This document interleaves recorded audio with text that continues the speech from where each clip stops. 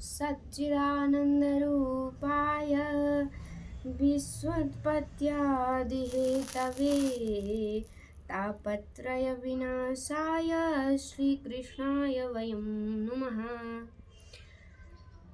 सच्चिदानन्द स्वरूप भएका सत्य चैतन्य स्वरूप आनन्द स्वरूप भएका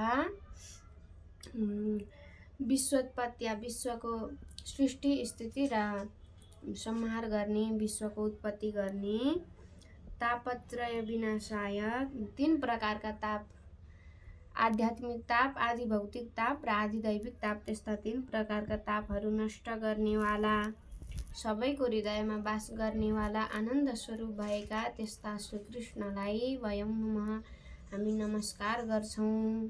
यं प्रव्रजन्तमनुपेतमपेतकृत्यं द्वैपायनो विरहकातराजुहाव पुत्रेति तन्मयतया तरवोऽभिनेदुषे तं सर्वभूतहृदयं मुनिमानतोऽस्मि।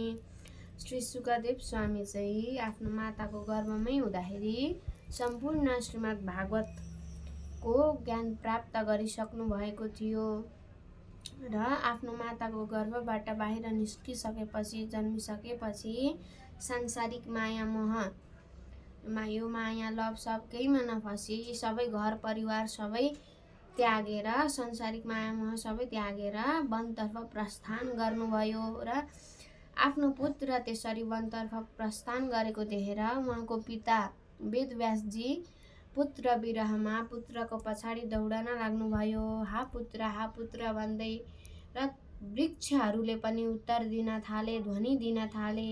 त्यस्ता सबैको हृदयमा वास गर्नेवाला वृक्षहरूको पनि हृदयमा वास गर्नेवाला त्यस्ता श्री सुखदेव स्वामीलाई हामी नमस्कार गर्छौं ध्यान गर्छौं।